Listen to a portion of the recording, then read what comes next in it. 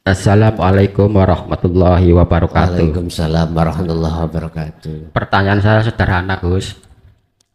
Apa hakikatnya kalau sudah mengenal Allah bahwa hidup atau urip itu wujudnya Allah? Terus jika zikir sur asror yang diucapkan secara konsisten itu langsung la ilaha illa ana. Itu aja, Gus. Terima kasih. Dan nggih, nggih.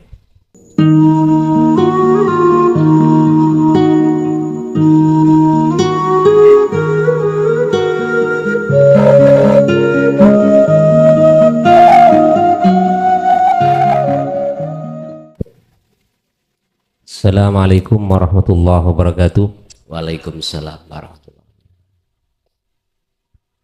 Berkaitan dengan yang dijelaskan tadi oleh yang mulia guru kita tentang masalah ruh dan imanul haq serta nur ma'rifat kepada Allah Subhanahu wa taala. Di sini kami yang tentunya hal itu kami bertanya agak panjang karena kurang paham atau awamnya kami di dalam masalah ilmu tauhid, karena terus terang orang yang memperdalami ilmu syariat itu lebih sulit menerima ilmu tauhid karena di situ ada proses, tidak menerima, ada ingkar, begitu. Dari hal tersebut tadi dijelaskan bahwa segala sesuatu itu atas kehendak Allah, sehingga Kiai menjelaskan ibarat ruh itu adalah sang raja, sedangkan jasad adalah prajuritnya. Jadi ruh kuasa atas jasad sebagaimana raja kuasa kepada prajuritnya. Jika seorang raja atau ruh menghendaki kebaikan, maka pasti prajuritnya atau jasadnya akan melaju atau melakukan perbuatan yang baik. Kemudian saya pernah melihat story, itu ada istilah bacaan iblis menggugat gitu. Tentunya ini berkaitan dengan keterangan kalau ruh dan jasad, kalau ruh memerintahkan untuk berbuat baik, kemudian apabila ruh memerintahkan kepada perbuatan yang jelek, siapa yang menyuruh? Atas kehendak siapa? Kalau dikatakan ke atas kehendak iblis, maka di sini iblis selalu disalahkan. Itu yang pertama. Jadi kami pernah melihat, mendengar iblis menggugat, seakan-akan iblis selalu disalahkan gitu. Itu. Ya mungkin itu dulu. Sudah. Iya, biar okay. Siapapun kita, kalau belum sampai ke ahad, pasti iman kita pasti ada selain Allah. Itu pasti. Kalau posisi kita, siapapun kita, belum sampai di wilayah ahad, pasti akan mengadakan bahwasanya selain Allah itu ada.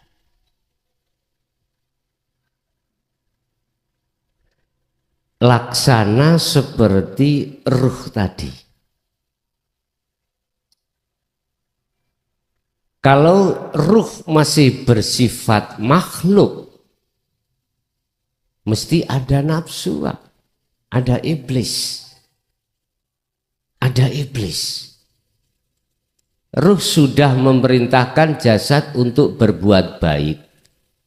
Tapi nyatanya kok jelek. Otomatis tuduhannya pada nafsu atau pada karena masih selain Allah ada.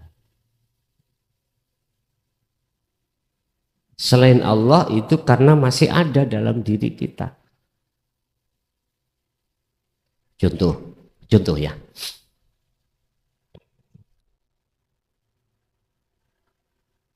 Di majelis ini, aku tanya, hati jenengan beriman kemana? Yang memberikan bimbingan, petunjuk ini makhluk seongkok klason apa Allah? Tergantung jenengan. Kalau jenengan sudah di akad, pasti tidak akan beriman datangnya dari makhluk. Tapi bukan lantas aku iki Allah. Paham maksudnya? Siapapun kita kalau belum sampai di wilayah akad, mesti beriman yakin yang memberikan tausiah, memberikan bimbingan, memberikan petunjuk yang bisa memberikan macam-macam itu kefahaman adalah makhluk. Kalau iman kita jatuh di situ, maka pujaan jenengan mesti pada makhluk. Sama dengan air tadi loh, Pak. Mungkin dibuka di dalam surah Al-Maidah tadi ayat 76 sampai 77. Kul katakan Muhammad, ata'buduna min dunillah. Mengapa kamu kok tetap nggak mau menyembah pada Allah? Alias mengapa kamu masih tetap menyembah pada selain Allah? Mengapa kau masih beriman selain Allah? Jadi Allah yang ku maksud bukan nama loh Pak ya. Lah, rupane min dunillah ini siapa? Selain Allah itu siapa? Yaiku mala yamliku lakum dzarraw wala naf'an. Itulah sesuatu yang tidak bisa memunculkan terhadap dirimu tentang bahaya dan manfaat. Berarti apa? Makhluk toh? Makhluk.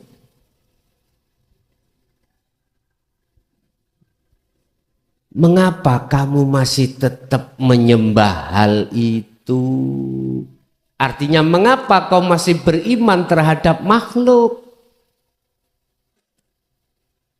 Iblis itu yang bikin kejelekan, malaikat itu yang bikin kebaikan. Mengapa begitu? Padahal makhluk itu sifatnya terhadapmu itu la yamliku dzarraw wala naf'an. Wallahu huwas samiul alim. Katakan Muhammad, mengapa Rasulullah mengatakan yang isi kalimatnya adalah mengapa kamu masih tetap menyembah selain Allah? Mengapa? Apa asbabun nuzulnya? Sebab kita masih bersikukuh beriman selain Allah. Selain Allah. Sebabnya di situ.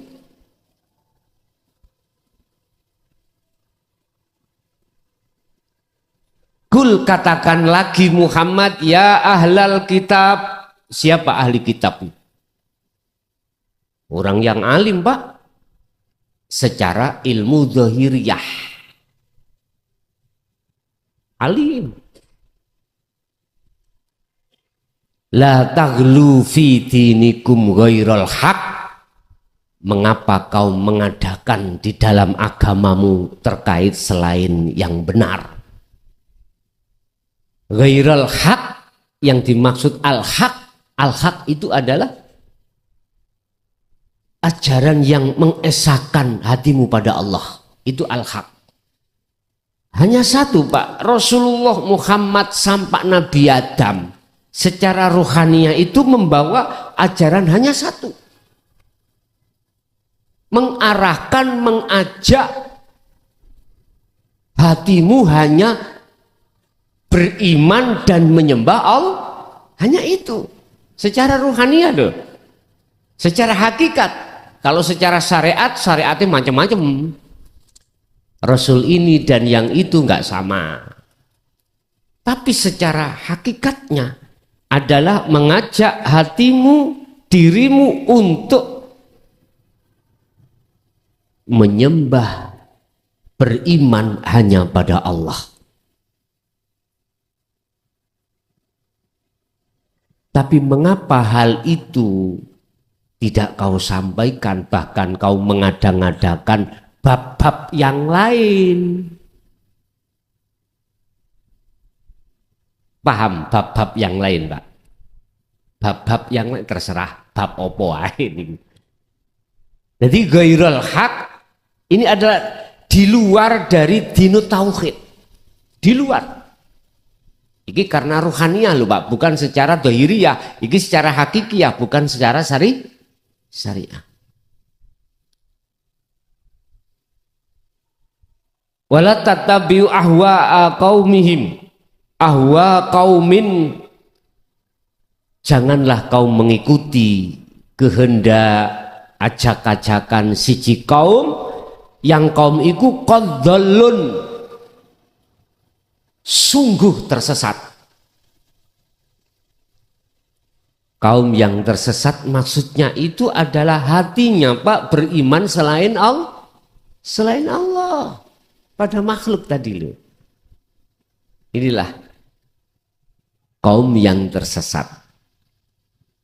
Min qablu, lah kaum sebelum kita. Berarti kita dapat warisan-warisan makalah-makalahnya yang ghairul haq. Makalah-makalahnya akhirnya kadang kita jadikan sebagai adat, kadang kita jadikan sebagai pedoman, dan lain sebagainya.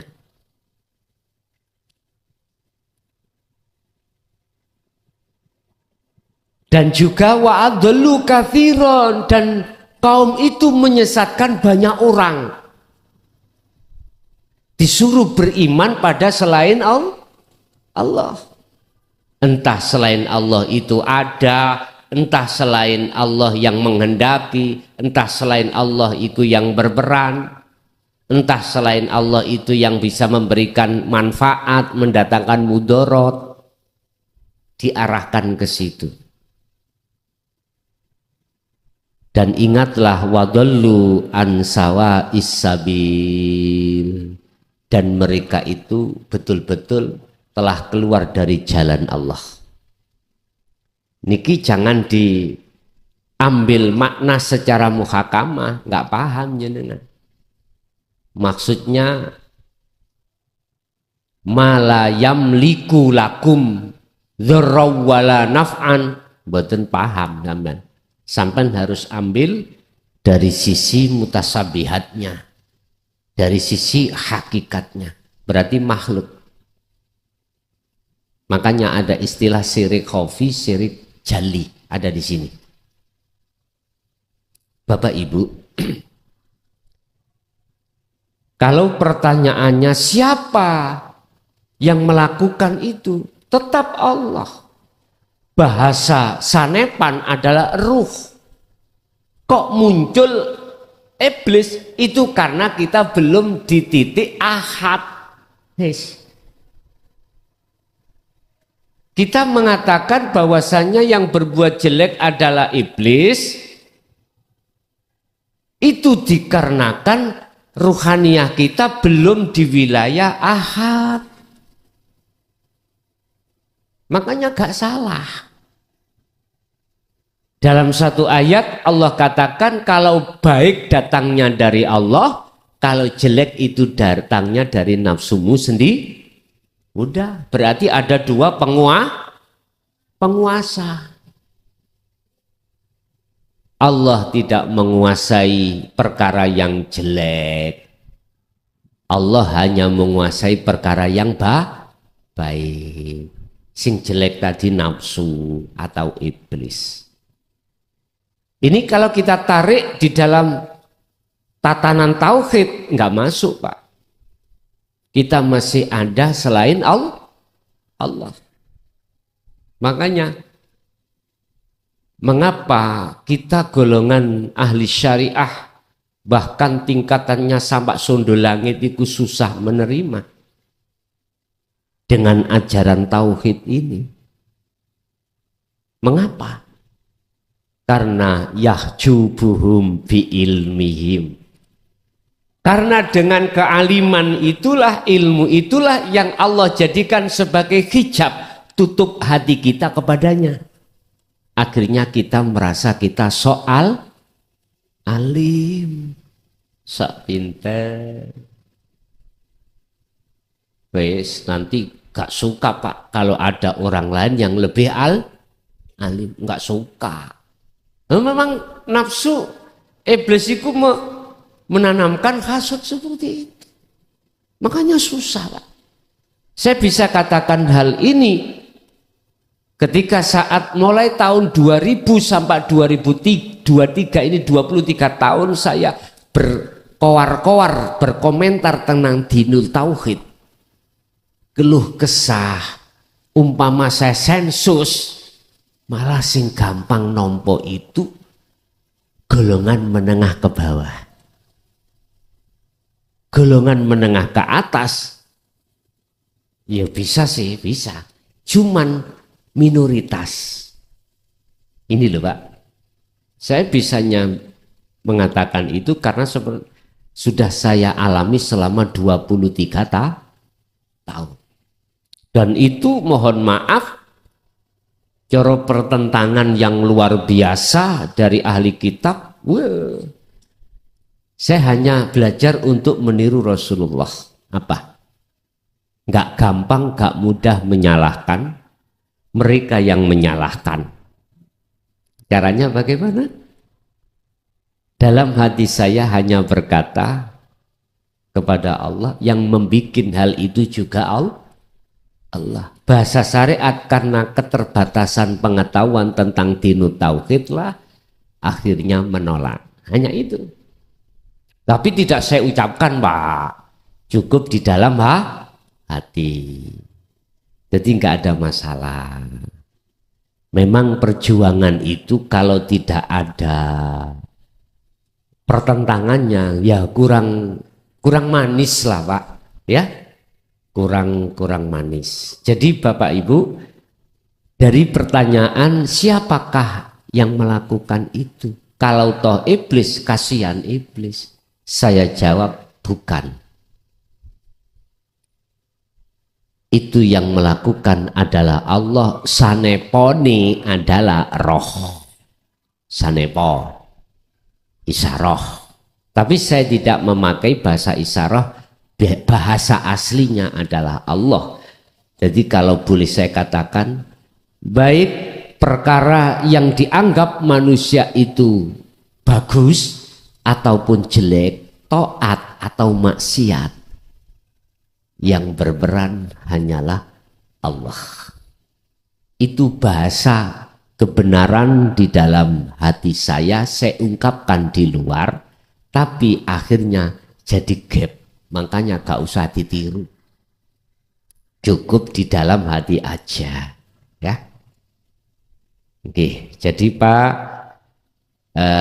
tinggal kita itu melihat dari kacamata mana. Kalau kita dari kacamata syariah, kacamata kita belum ke akad, ya mesti kita harus mengatakan itu iblis, itu nafsu. Masa sih Gusti Allah bermaksiat? Itu loh bahasa syariat. Gak mungkin lah, gak mungkin. Allah itu mesti bagus. Nah, tapi ini saya jawab dari sisi kacamata hakikat, kacamata aslinya. Jenengan sudah di akad, mboten saged jawab kalau itu iblis. Tidak. Yang berlaku beraf'al itu adalah Allah. Yusyahiduna annal fa'ila wallahu ta'ala. Dan atau dengan dasar surat Maidah 76 tadi, selain Allah tidak bisa memunculkan manfaat atau mudarat, bahaya atau tidak. Nggih. Wonten melih monggo. Assalamualaikum warahmatullahi wabarakatuh. Waalaikumsalam. Gus Muhlason, saya yang waktu itu pernah ke rumah Gus Muhlason. Apakah masih ingat saya? Ya. Sore itu Peteng Pak, oh, peteng oh ya. Meripat saya itu mata saya sudah plus. Okay. Waktu itu sore-sore Gus, Agustusan, ya. Sepulang acara karnaval, Ya. ada 3 orang tamu, ya, yang salah satunya adalah saya. J. Ya, ingat ya. J. Oke, oke. Nah, waktu itu saya pernah bercerita bahwa sudah mimpi ketemu Gus Muhlason 2 kali. Dan waktu itu karena sudah maghrib, saya tidak sempat untuk cerita. Nah, di sini akan cerita, insya Allah. J. Pada suatu mimpi saya, itu Gus Muhlason berkata, ayo katanya mau ke pondok gitu. Karena waktu itu pertama kenal itu pernah, kalau ada waktu saya ke sana Gus. Nggih, monggo silahkan. Setelah itu, loh jalannya mana Gus? Ini di dalam mimpi ya. Kemudian sampean melakukan dhisik, nanti tak arahkan gitu. Kemudian saya membawa sepeda motor dengan kecepatan yang kencang, kemudian Gus Muhlason pelan gitu. Kemudian apa pelan ini? Ternyata di situ ada tikungan tajam, kemudian ada jembatan, tikungannya itu ada jurang. Gitu. Kemudian saya belok ke jembatan. Oh ternyata ini. Gitu. Ini pengalaman mimpi saya yang klop dengan pengalaman nyata nanti. Kemudian ini tidak pertanyaan ini. Tidak pertanyaan. Ya. Ini kan mimpi yang pertama. Kemudian mimpi yang kedua, waktu itu ada azan Jumat. Saya menuju ke masjid, kemudian wudhu, terus ketemu Gus Muhlason di sebuah masjid. Nah, kemudian di dalam dunia nyata, tadi kan mimpi, ini nyata. Waktu itu saya dari Kedamaian Gresik, kemudian menuju ke Cerme, lewat Mojokerto Kota, kemudian ada jembatan. Iya, ini tadi sama. Jembatan yang di dalam mimpi tadi, nah ini kan nyata. Di jembatan yang nyata, di tembusan antara Cerme dan Mojokerto, itu saya kesasar. Kemudian saya menuju ke jembatan itu, saya ingat. Iya. Ya ini kan saya apa? Sharing ya. Sharing. Ya nanti terakhir pertanyaan. Maaf Bapak Ibu. Terus kemudian di atas jembatan saya ingat tentang mimpi saya. Oh, ini, ternyata Allah memperjalankan ini tuh. Ternyata Allah memperjalankan perjalanan saya lewat mimpi dan nyata itu ini. Kemudian saya sampai di Mojokerto ketemu dengan Gus Mulason.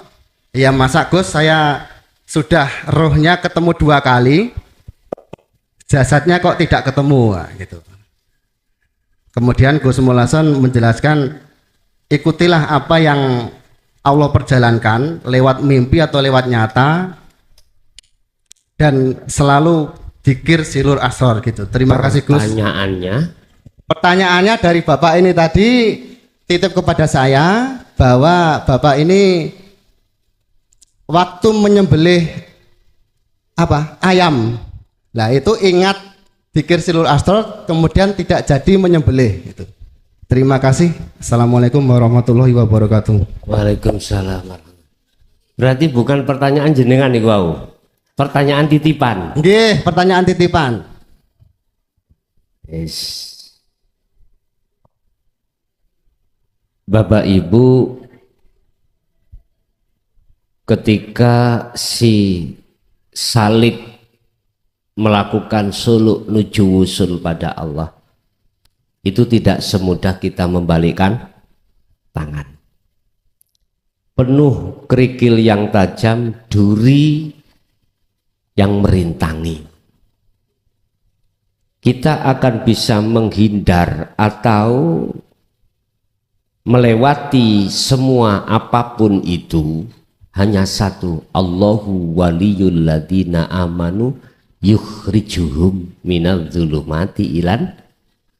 Tetap iman tentang pada Allah itu harus jenengan pegang teguh.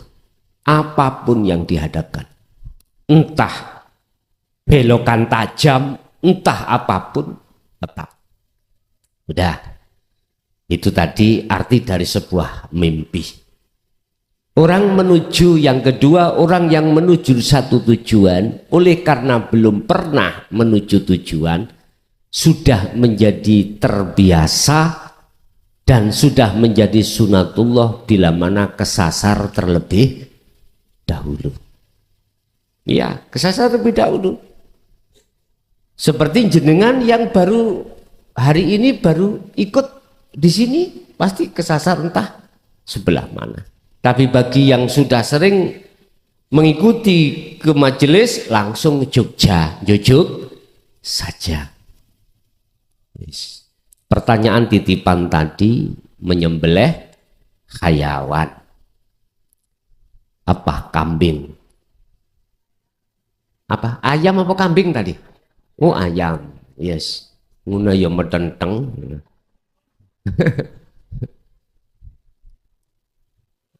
Mengapa penyembelihan ayam jikalau tidak didahului dengan asma Allah itu hukumnya batang miturut syariat? Nah gitu dah.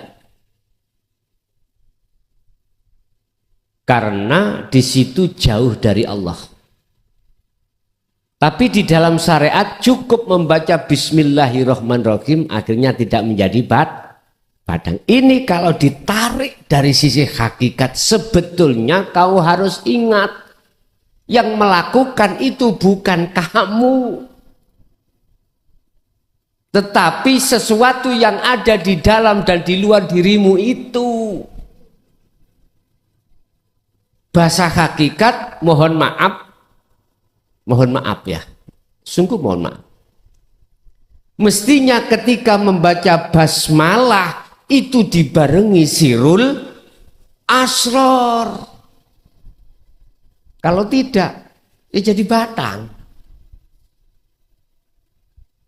Iki kalau miturut kacamata hakikat loh.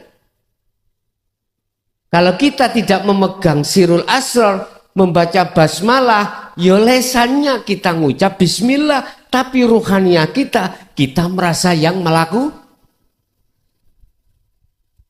Apakah bisa makhluk itu bisa menolong makhluk lainnya? Apakah bisa makhluk itu memberikan bahaya terhadap makhluk yang lainnya? Nggak bisa, miturut pandangan hakikat.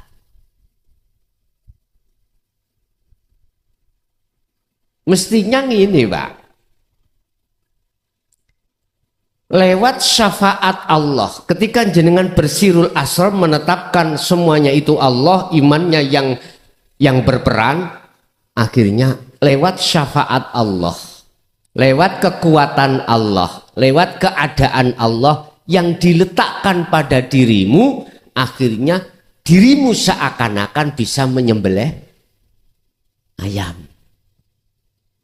Innaka, sesungguhnya kau Muhammad ikulah tahdi man ahbabta. Al-Qasas 56. Sesungguhnya kau itu tidak bisa memberikan petunjuk Muhammad, sekalipun itu orang dekatmu. Terus siapa yang memberikan bimbingan, memberikan petunjuk? Walakinallaha yahdi mayyasha. Akan tetapi Allah. Enggak pernah Rasulullah itu membimbing kita untuk memuja, memuji, menghambakan diri terhadap beliau, enggak pernah. Atau terhadap makhluk lain enggak pernah. Justru Rasulullah mengarahkan rohaniah kita untuk menyembah hanya pada Allah, memuja pada Allah. Innallaha huwa rabbi wa rabbukum fa'buduh. Lah, ini hadza siratum mustaqim. Enggak pernah Isa itu membimbing umatnya dulu untuk memuja, memuliakan, memuji, bahkan menyembah terhadap Isa, enggak pernah. Jikalau ada yang berkomentar pernah, itu berarti propaganda orang-orang yang hatinya itu jauh dari Tuhan. Gitu. Seperti itu, Pak. Nabiullah Isa hanya mengarahkan hatimu untuk beriman pada Allah. Semua rasul-rasul semuanya begitu. Mengapa demikian? Kul, katakan Muhammad, lillahi ku tetap kedui Allah apa syafa'atu, pertolongan jami'an kelawan sekabehane. Az-Zumar 44. Katakan Muhammad. Ini Rasulullah diperintah mengatakan, lillahi syafa'atu jami'an, bahwasanya semua syafaat, semua pertolongan itu milik Allah. Ini konteksnya nek wis senang ahad, Pak. Ini sama dengan ini. Sang penghilang dahaga, sang pendatang seger, itu Allah. Bukan air. Air iki makhluk. Rasulullah Muhammad juga cuman Gusti Allah mengizini terhadap beliau Kanjeng Nabi tentang syafaat. Sama Allah mengizini terhadap air dibuat wasilah untuk datangnya rasa seger karena hukum syariat. Paham nggih? Jadi jenengan langsung teringat dzikir sirul asrar ketika menyembelih itu sudah benar. Akhirnya dalam penyembelihan sampean sah miturut bahasa syariat, lebih-lebih sah miturut pandangan hakikat. Nggih. Terus pundi? Ada lagi?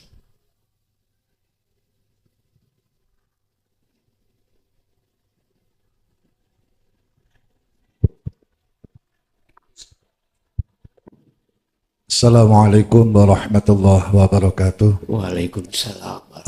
Begini Gus, pada saat kita melaksanakan aktivitas, entah itu dalam bentuk ibadah sholat, iktikaf, atau kegiatan sehari-hari seperti yang jenengan sampaikan ibu-ibu ngulek.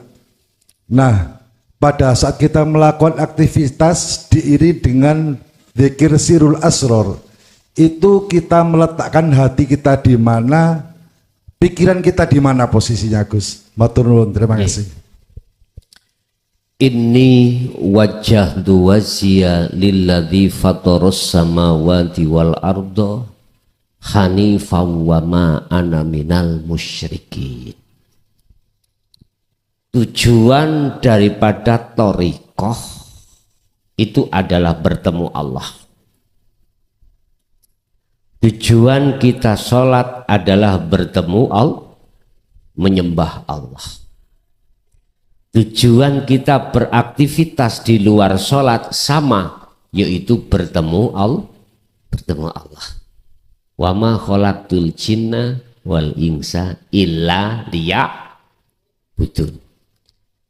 Terus ketika saat itu bagaimana kita menetapkan posisi rohaniyah di dalam hati kita di dalam Sirul Asr? Gini Pak, surat Al-An'am ayat 79, supaya dalam perilaku itu enggak ada unsur syirik, maka ikuti Nabi Ibrahim. Inni wajjahtu wajhiya, sesungguhnya ku hadapkan wajah ruhku pada wajah Allah. Mana wajah ruh jenengan? Kalau wajah dohir ya ini Pak, orang Indonesia harus menghadap ke barat waktu sholat. Wajah ruh, apa wajah ruh? Imanul haq ini, itu wajahnya ruh. Iman yang benar. Kalau kita bicara iman yang benar berarti tidak lepas dari Sirul Asr. Terus bagaimana cara menempatkan yang dimaksud mengarahkan ke wajah Allah? Secara jasad jenengan melakukan aktivitas secara syariat ya. Tapi hati sampean harus merasakan dan mengimani kehadiran Allah di dalam dan di luar diri jenengan sebagai isim fa'il, sebagai subjek terjadinya perkara itu. Bahasa sederhana, hatimu harus merasakan Allah lah yang menggerakkan dirimu sehingga dirimu bisa bertakbir, bisa berdiri, rukuk, sujud, lungguh, duduk. Harus merasakan, mengimani hanya Allah yang menggerakkan seluruh aktivitas sampai sholat. Nah itu sederhana. Tapi ini masih ada dua. Ada yang menggerakkan, ada yang digerakkan. Tapi sudah benar. Miturut proses muraqabah. Tapi nanti dikatakan musyahadah bertemu, sudah tidak ada lagi yang menggerakkan dan yang digerakkan. Pelakunya cuman ahad. Sing bergerak, yo sing gerakan. Bingung badan? Tapi bukan Nurullah niki loh, bukan jisim niki loh. Jangan dilihat jisim ini, jangan dilihat. Saya ulang, kalau dikatakan sudah musyahadah ainul basyirah setelah su'aul basyirah, la ibsar wa mubsar wa basar, sing gerakno dan yang digerakkan itu sudah tidak ada nama itu, loh gitu loh. Terus nama apa? Nggak bisa menamakan. Nek bahasa Quran dalam surah Toha ayat 14 ditegaskan innani anallah la ilaha illa ana. Bahasanya ana, aku. Tapi aku iki lho Pak nggih. Bukan aku makhluk nggih. Bukan. Aku ini loh. Kalau ana mutakalim berarti nggak ada yang lain Pak. Makanya prosesnya untuk ke akad itu lewat akadiyah, menghilangkan seluruh nama-nama itu hilang. Akhirnya tinggal nama satu, yaitu disebut Ahad. Ar-Rahman, Ar-Rahim sampai 99 dihilangkan. Dadi siji dicecep jeret nama Allah. Jalalah. Ya udah itu. Berarti Ar-Rahman sak jerone Allah, Ar-Rahim di dalamnya Allah. Tapi wis gak tampil.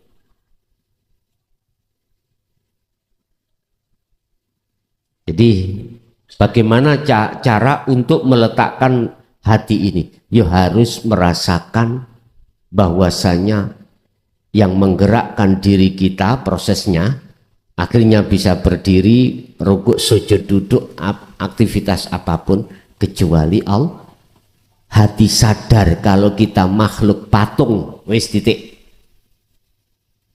Lah pikiran kita bagaimana? Ngikut aja. Ngikut aja. Jangan ada cipta-cipta dalam pikiran. Sebab dalam pikiran kita mesti cipta-cipta iku arahe ning dunya. Arahe ning dunya. Arahnya ke luar dunia, luar Allah, yaitu urusan-urusan dunia. Nah terus bagaimana? Ya udah, suruh ngikut ae. Kalakal ngikut ae wis. Masih toh hitungan rokaatmu keliru kabeh, tenang ae, enggak apa-apa. Gak salah karena hatimu gendeng pada Allah. Sebab wong gendeng itu gak ada hukum, gak ada hukumnya. Wong lali ya Pak, lalai. Berapa hitungannya rokaat? Tapi ya aku pesen aja jangan jadi imam, ya. Mending jadi makmum aja, ya. Sebab mohon maaf kalau ruhaniyah ini sudah millata Ibrahim Hanif, condong tegak lurus hanya pada Allah, Allah akan memutus hubungan ruhaniyah dengan urusan dunia, diputus. Manakala jenengan diletakkan di khos ini ki pikiran ngebleng, wis orang ngerti rokaat keberapa ya orang ngerti. Makanya jangan jadi imam, jadi makmum aja. Babalah imamnya sudah salam, kamu masih terus sholat. Gak bingung lainnya. Kecuali jenengan diletakkan Allah di dalam khawasul khawas. Berarti pikiran dan hati sama. Artinya sama, ruhaniyah jenengan iki hanya duduk di musyahadah, pikiran sampean iki masih difungsikan Allah untuk hukum syariat. Berarti kalau maghrib 3 rakaat, nggak apa-apa. Jenengan jadi imam seperti ini nggak apa-apa. Mesti munculnya sifat papat, sidik, fatonah, tablek, amanah niku mengke. Ada lagi? Assalamualaikum warahmatullahi wabarakatuh. Waalaikumsalam warahmatullahi wabarakatuh. Pertanyaan saya sederhana Gus. Apa hakikatnya kalau sudah mengenal Allah bahwa hidup atau urip itu wujudnya Allah? Terus jika zikir sur asror yang diucapkan secara konsisten itu langsung la ilaha illa ana. Itu aja Gus. Terima kasih. Dan benar, jadi semua hidup itu tidak ada yang punya kecuali Allah. Apapun itu. Dan itu bisa berlaku bagi hati jenengan kalau sudah di zona ahad. Kalau di luar zona ahad, ya kita hidup sebab dihidupi oleh Allah. Seperti itu. Cara orang berjalan masih ada bayang-bayang. Bayang-bayang. Jadi tinggal kita bicara di ahad apa di luar ahad. Itu satu. Yang dua, benar. Kalau sudah sampai pada ma'rifat, kalau dizikirkan ya la ilaha illa ana. Tapi bukan ana makhluk loh Pak ya. Ana yang bicara adalah Allah. Allah yang kumaksud ini.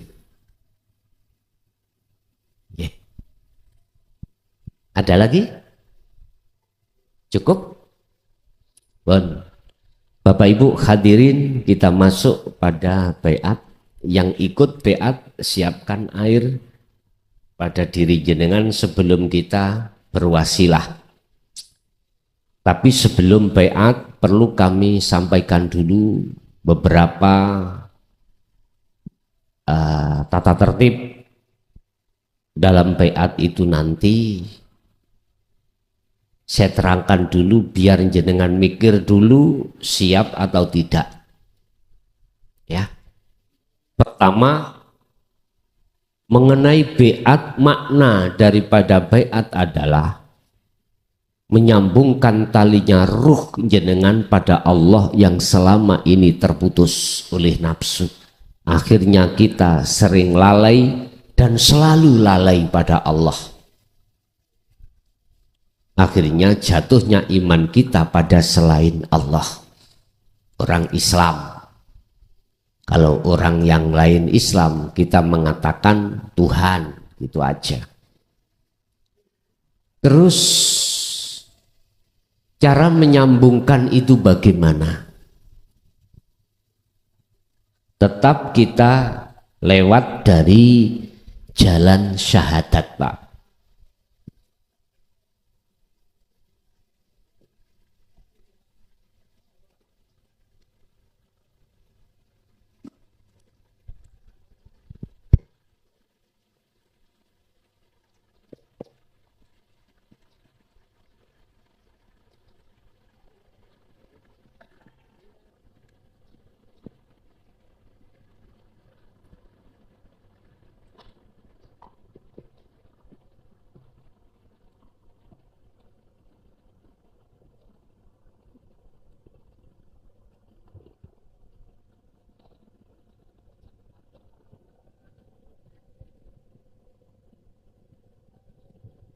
Bon.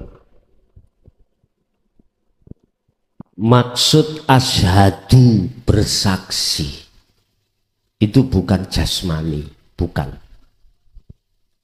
tapi ruhaniah. Ruhani dalam diri jenengan. Syahadat itu bersaksi. Lah bersaksi yang benar itu, yang bersaksi dan yang menyaksikan itu harus tahu siapa yang harus melihat siapa Allah itu, harus tahu. Jadi asyhadu maksudnya adalah ruhaniyah, penghadapan ruhaniyah sampai itu harus pada Allah. Lah Allah yang kumaksud adalah hidup yang ada di dalam dan di luar diri jenengan ini.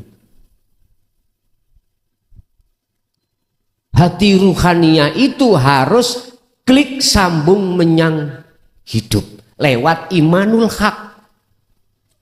Lah imanul haq munculnya dari sirul asrar. Inilah disebut dzikir sirul asrar. Apa sih sirul asrar? Di dalam sir ada beberapa sir. Di dalam rahasia ada rahasia lagi. Yang bila sautin wa kalamin wa lafdin, tanpa ada suara. Ruhaniyah, nek lesan bersuara. Artinya apa, Pak? Ketika lesan nanti mengucapkan asyhadu, harus ada rasa. Ada iman di dalam hati jenengan. Ngimani ke siapa? Ilallah. Allah yang menyambung. Jangan saya. Saya ini makhluk sama dengan jenengan. Sampai harus beriman, yang menyambung, yang membaiat jenengan adalah Allah. Kalau saya cukup tajali aja. Sampai harus menyambungkan rasa di dalam ruhaniyah sampai pada hidup yang membaiat jenengan, yang menyambungkan jenengan, yaitu Allah. Iki dalam konteks baiat. Saiki sholat. Dikatakan jenengan bersaksi pada Allah. Ketika jenengan sholat ada sambungan rasa, sambungan iman hati jenengan Yang ada dalam diri jenengan adalah Allah yang menggerakkan, itu berarti syahadat sampean bener. Kuncinya itu ada di syahadat, Pak. Siapa yang syahadatnya benar, mesti sholatnya benar. Siapa yang sholatnya benar, mesti lainnya juga benar. Sholat yang benar adalah sholat waqumu lillahi qanitin ay khosyiin, khusyuk. Itulah sholat yang benar. Lah, sholat yang benar itu, sholat yang khusyuk itu, manakala jenengan tidak hanya wassolawah, tapi juga wassolatil wusta. Hafidhu ala sholawah wassolatil wusta. Sholatil roh, madepi roh. Ini baru kalau itu sudah melakukan berjalan jasmani sholat, ruhani yo sholat, waqumu lillahi qanitin ay khosyiin, baru Anda akan bisa menjaga sholat dengan khusyuk. Kalau tidak, gombal. Tahu gombal? Alimo kaya apa? Umpama saya tentang ilmu syariah, nggak bisa. Ini fakta loh, Pak. Saya entah jenengan nggak tahu aku. Saya alim tentang ilmu Quran, Pak. Alim tentang ilmu fikih, alim tentang ilmu alat, ya, tentang ilmu apapun hadis. Alime saya sundul langit, tapi kalau belum mengenal tauhid di dinul haq sirul asrar, saya kongkon sholat nggak bisa khusyuk. Jujur, Pak, jujur. Mengapa harus kita tutupi? Saya akan teringat istri, anak, tergantung posisi saya sebagai apa. Kalau posisi saya sebagai pendakwah, ya iling dakwai. Apalagi saya baru kenalan sama cewek. Loh, jujur, Pak. Mengapa ini harus saya tutupi di muka umat? Malu saya pada Allah. Mestinya gitu. Ya gak mungkin, Pak, saya akan berani berterus terang. Wong saya sudah punya titel Al-Alim Al-Alamah. Gak berani. Tapi ayo coba kita sadar atas semua kebenaran yang datangnya dari Allah. Mau nggak menerima? Mohon maaf. Jadi ketika asyhadu, sampai harus punya iman yang benar, yang kumaksud rasa keilallah, hidup yang membeat jenengan. Anda makan, hidup yang mengangkatkan jenengan. Mengunyah, hidup yang mengunyah. Aku mengatakan hidup bukan sifat, Pak. Ya ini. Tanpa ini nggak mungkin, Pak, kita bisa mengangkat nasi, mengunyah, menelan, nggak bisa. Mengapa kita tidak sadar kalau semuanya itu Allah? Karena kita menolak ajaran masuk ke situ. Titik, ada di situ. Dah. Sehingga dalam tauhid, mengapa la ilaha itu ada nafi, ilallah isbat? Karena sebelumnya dalam hati kita ada iman selain Allah. Kita nafikan, kita bersihkan. Lalu isbat, tetapkan ilallah. Jadi isi la ilaha. Ilah, asalnya la ilaha, tidak ada Tuhan, la nafinya hilang, tinggal ilah, yaitu Allah. Dah, itu syahadat pertama. Syahadat yang kedua, bersaksi kita kepada Muhammad. Secara syariat, Ibnu Abdillah, yang kita tidak menangi zamannya. Itu zaman para sahabat. Kita tidak menangi, bahasa Indonesia ini menangi. Menjumpai. Kita bersaksi kepada beliau, lalu kita nggak pernah tahu beliau. Jangan dimasukkan di dalam hukum syariat. Masukkan hukum hakikat. Benar nggak syahadat kita? Kalau hukum syariat sudah benar Pak, kita beriman bahwasanya Nabi Muhammad ibnu Abdillah, Isa dan lain sebagainya itu adalah utusan Allah. Udah secara konteks syariat iman ini sudah benar. Cuman kalau kita ambil dari sisi hakikat, mohon maaf, bagaimana kita dikatakan benar? Wong kita tidak pernah tahu. Bagaimana kita dikatakan ingat pada Allah, lah wong kita nggak pernah ketemu. Orang yang ingat itu mestinya orang yang pernah ketemu baru. Ya tadi Pak E tadi Agustus katanya bertemu saya. Saya diingatkan, oh pernah bertemu, oh iya. Kalau tidak pernah bertemu, yuk gak ngerti. Udah. Wa asyhadu, dan saya bersaksi sesungguhnya Muhammad itu adalah utusan Allah. Konteks secara syariat harus Muhammad ibnu Abdil. Secara hakikat adalah makhluk. Aku tanya, Muhammad itu makhluk bukan? Nabi Muhammad tetap makhluk, jenengan tetap makhluk. Kul, katakan Muhammad, innama ana, sesungguhnya aku, kata Rasul, iku basarum mislukum, sama dengan kau. Aku gak minta kau sembah, aku gak minta kau puja, kau puji, karena aku sama dengan kamu, sama makhluknya. Sifatnya makhluk, itulah haula wala quwata illa. Itu pendidikan Rasulullah sesungguhnya. Itu pendidikan Rasulullah sesungguhnya, mengarahkan puja dan puji, alhamdulillah utawi sekabai puja dan puji iku lillahi, hanya milik Allah. Artinya apa Pak? Jenengan makhluk bukan? Makhluk. Oke, Rasulullah sudah disuruh Allah untuk mengatakan basyar. Innama ana basarum mithlukum, sama dengan kau.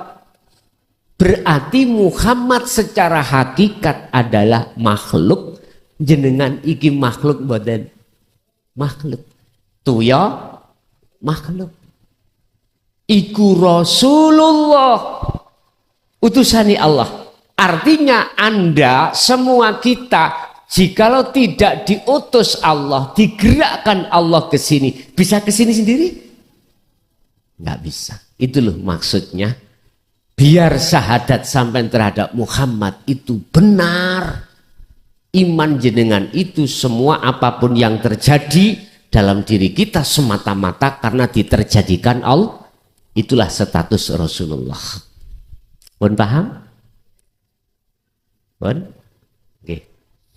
Menawi ngoten, monggo kita wasilah rumiyin. Terus terang kami tidak membaiat sir dan jahri tidak, tetapi sirul asrar dan fana'ul dzikri. Ila hadratin Nabi Mustafa Rasulullah sallallahu alaihi wasallam wa ala alihi wa azwajihi wa dzurriyyatihi wa qurbatihi wa ali baitihi lahumul Fatihah.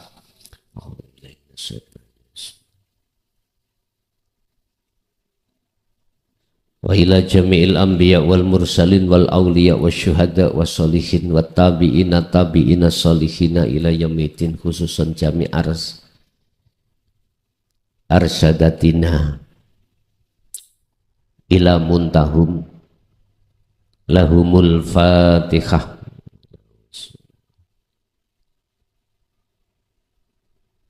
Wa ila abaina wa ummatina wa azdadina wa masyaikhina wa auladina wa azwajina wa dzurriyyatina wa ahli baitina, khususan jamil arwah fi hadil majlis wa ghairahum. Ij'alhum min ahli syuhudika ya Allah wa dzikrika wa ma'rifatika qabla mautihim lahumul Fatihah.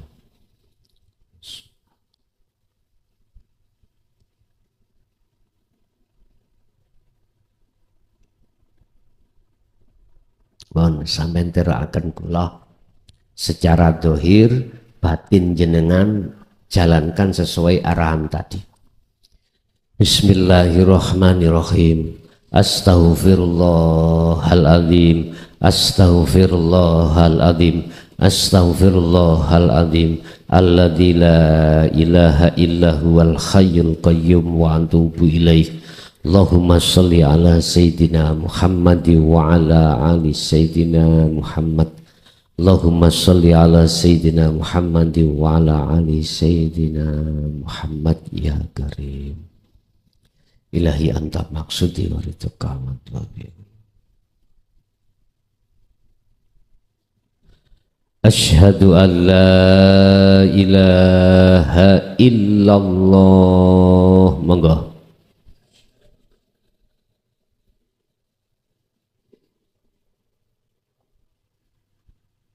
Wa asyhadu anna Muhammadar Rasulullah. Asyhadu an la ilaha illallah.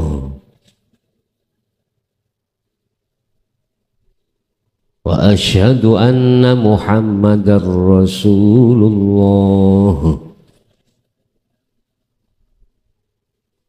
Saya bersaksi sesungguhnya tidak ada Tuhan yang wajib kusembah, yang wajib kupuja, yang wajib kupuji kecuali Allah, yaitu wujud adanya hidup baik di dalam maupun di luar saya.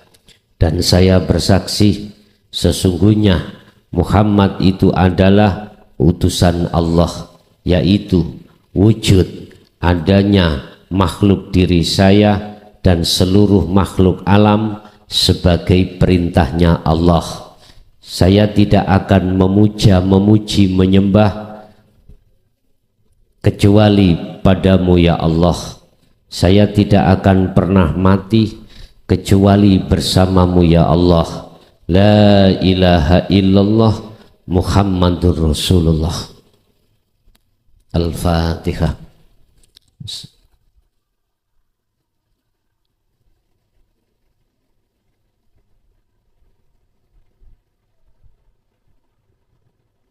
Monggo air sampean beat jenengan sampean unjuk sambil midhangetake keterangane.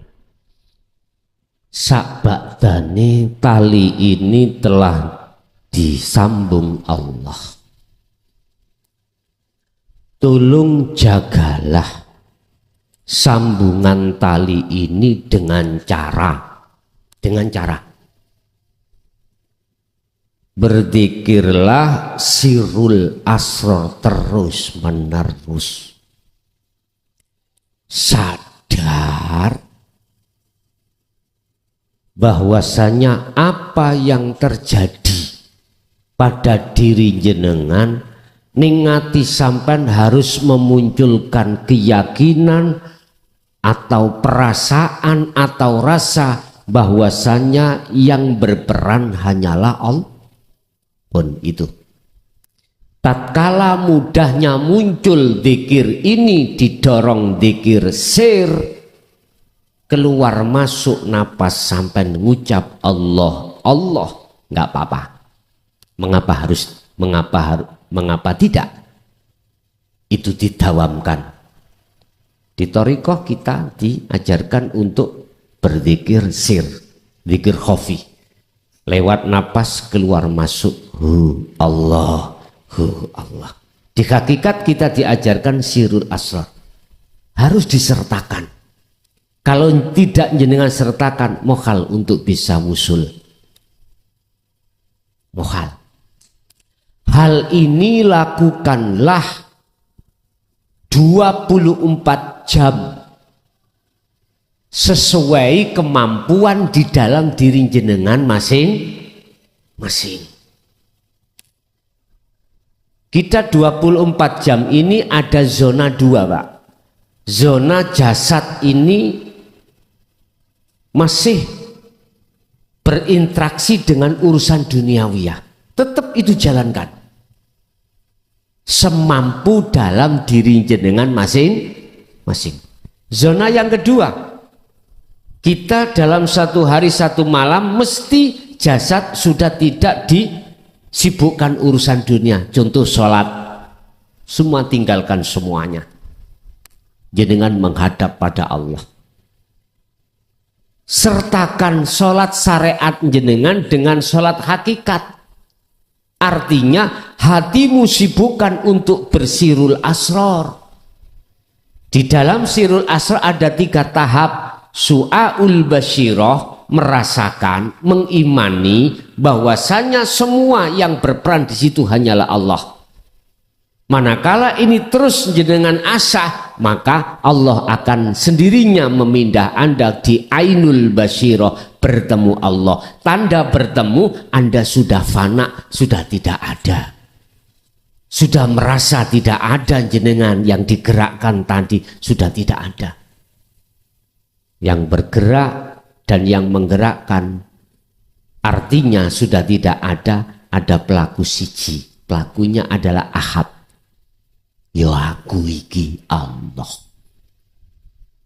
Gitu nanti. Baru pos yang ketiga, hakul basyirah menyatakan benar imanmu, sodakta, benar imanmu. Ya iman yang benar di sini.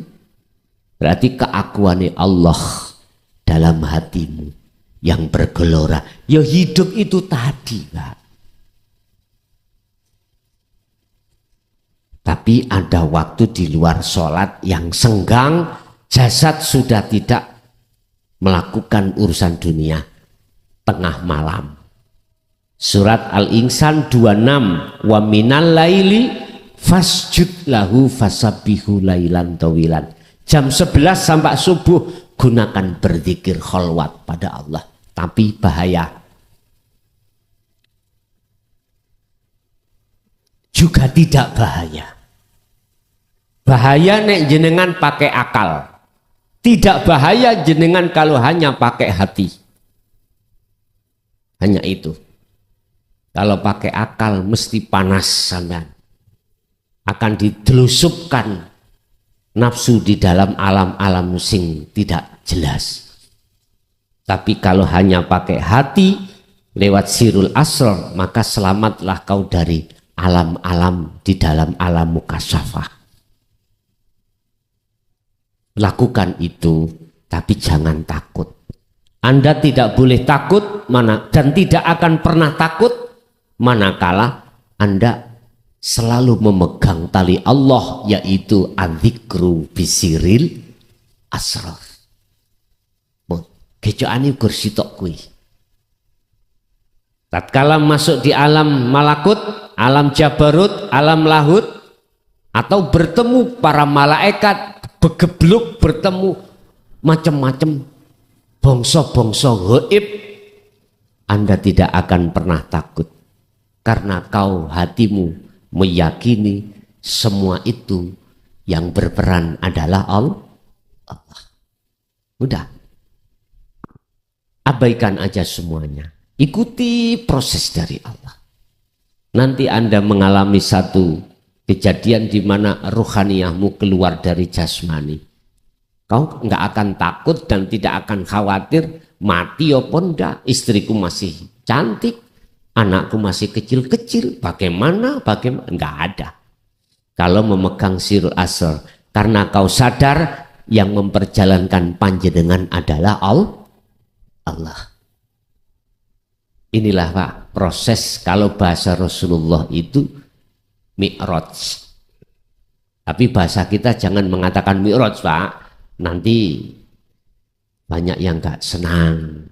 Apa? Suluk gitu aja. Si salik suluk nuju wusul pada Allah. Gitu aja. Mis, itu yang harusnya dengan lakukan selama 40 hari 40 malam.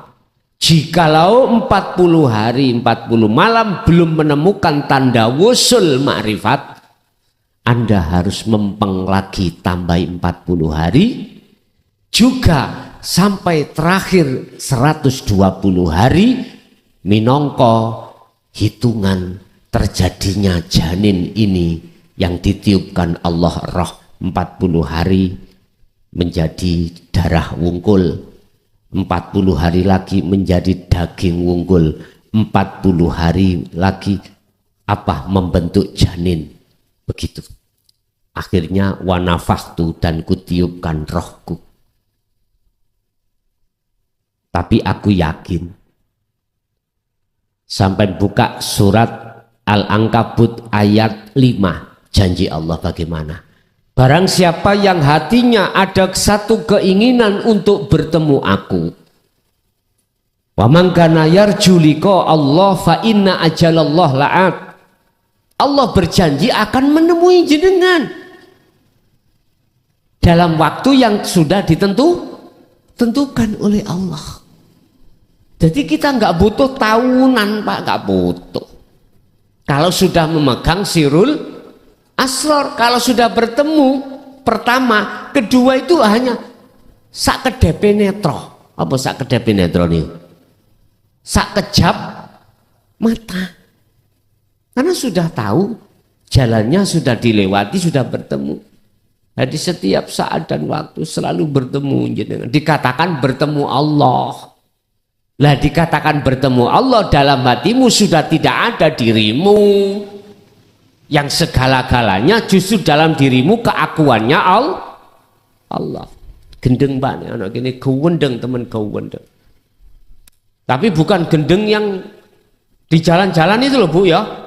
Loh, sebetulnya lebih enak gendeng pada Allah daripada gendeng istri orang atau suami Ayo, api putih Pak. Lebih baik mana?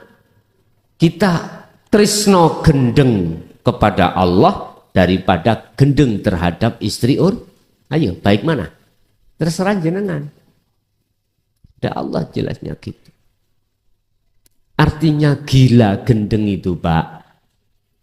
Apapun nilai hayatat dunia, itu nggak bisa mengalahkan cintamu pada Allah.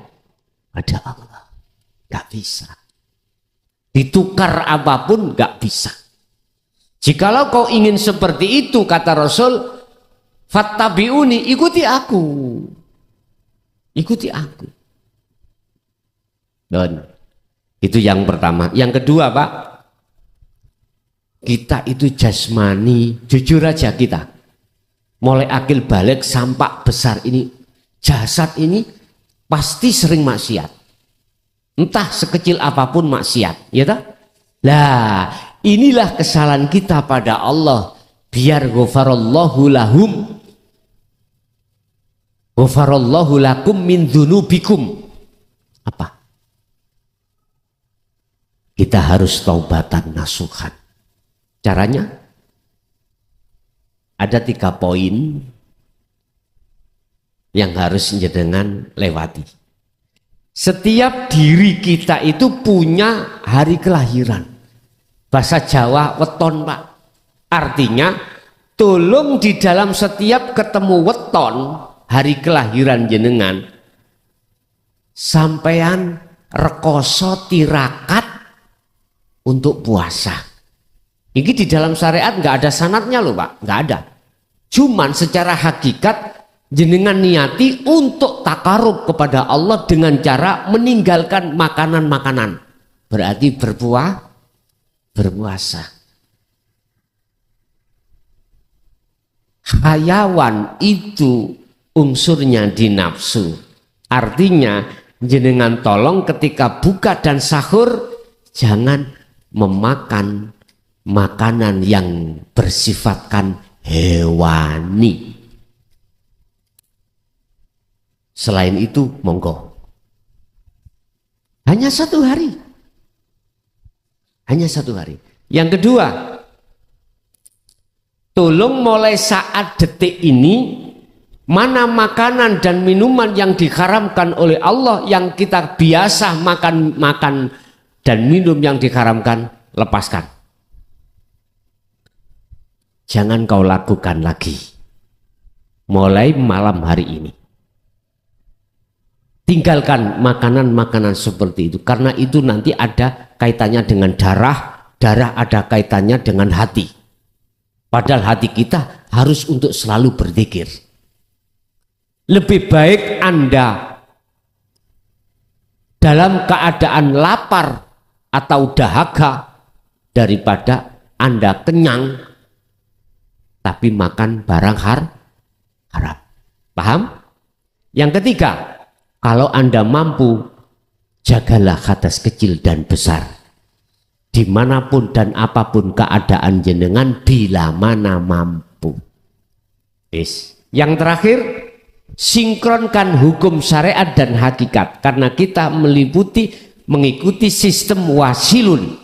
Sistem di mana si salik itu proses ilmu, amal, istiqomah, seperti Kanjeng Nabi menghormati hukum syariat dengan adanya jasmaniyah, hukum hakikat dengan adanya ruhaniyah. Caranya bagaimana? Tinggalkan mana larangan yang telah dilarang dalam hukum syariat jasadmu, dan jalankan hukum apa yang diperintah oleh Allah dalam jasadmu. Tapi jangan pernah hatimu mengakui jikalau kau yang bisa melakukan. Tapi katakanlah yang melakukan hanyalah Allah. Itulah sinkrone hukum syariat dengan hakikat. Itulah hukum syariat jadi hakikat supaya bisa sampai makrifat. Itulah dunia, tapi jenengan masuk dalam akhirat. Itulah ilmu dohir menjadi ilmu batin menuju dan bertemu Allah. Saya ulangi sekali lagi, 3 hal poin yang harus jenengan lakukan. Pertama, bersihkanlah ruhaniyahmu dari syirik-syirik khafi dengan bentuk berzikirlah setiap saat dan waktu 24 jam dengan sirul asror semampu jenengan. Yang kedua, secara jasmani lakukanlah 3 hal.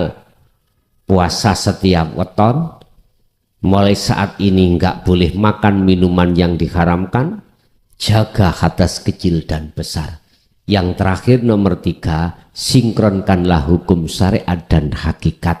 Artinya secara lahir patuhi hukum syariat, secara batin hati jangan mengakui kalau kau yang melakukan, tapi dalam hatimu harus meyakini yang melakukan hanyalah Allah. Al-Fatihah.